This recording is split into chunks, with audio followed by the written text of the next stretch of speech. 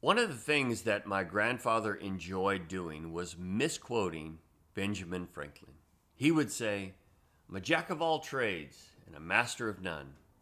Of course, the quote was, "Be a jack of all trades and a master of one."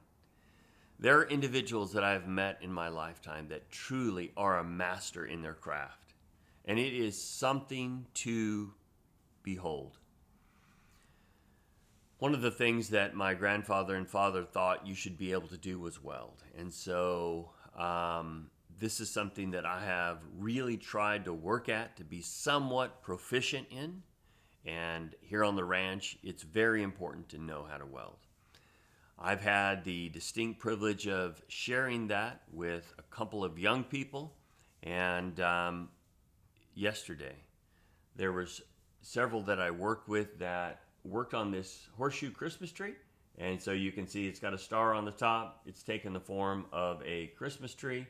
And this is the pattern which we followed that was made several years ago. I think they did very well for the short time that they have really been learning and the very short time we had to put this together.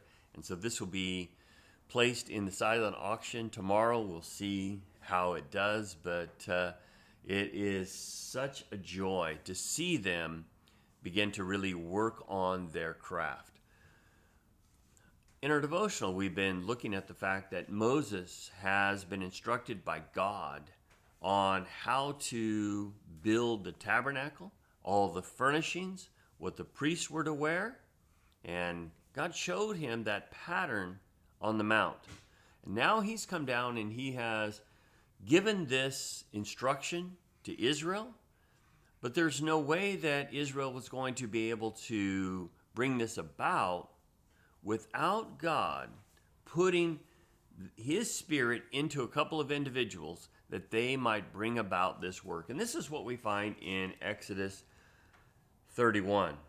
And the Lord spoke unto Moses, "See, I have called by name Bezalel, the son of Uri, the son of Hur, the tribe of Judah, and I have filled him with the Spirit of God in wisdom and in understanding, in knowledge, and all manner of workmanship."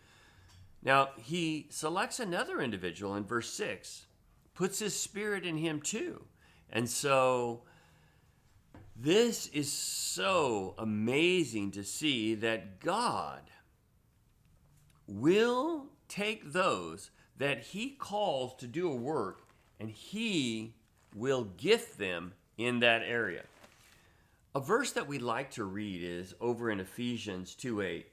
"For by grace are you saved through faith. It is not of yourself, it is a gift of God." Verse 9, "Not by works, lest any man should boast." But verse 10, look at this. "For we are his workmanship, created in Christ Jesus unto good works, which God hath before ordained that we should walk in them."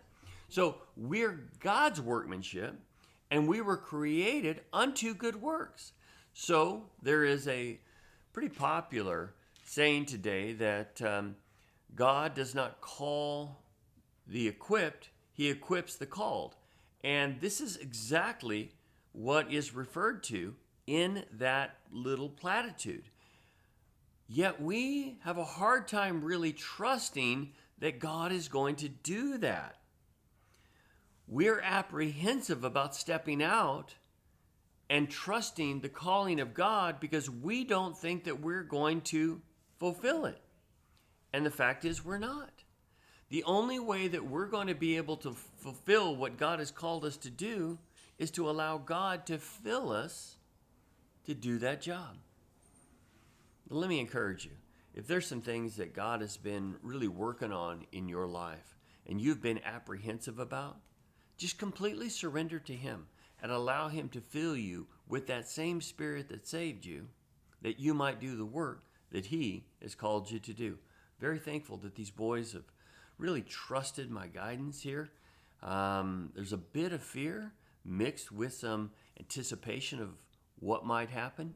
And this is exactly what we need with our walk with God. So let me encourage you. Open up to the Lord. Take that first step. Trust him in faith. and see what God can do in your life. May God richly bless you.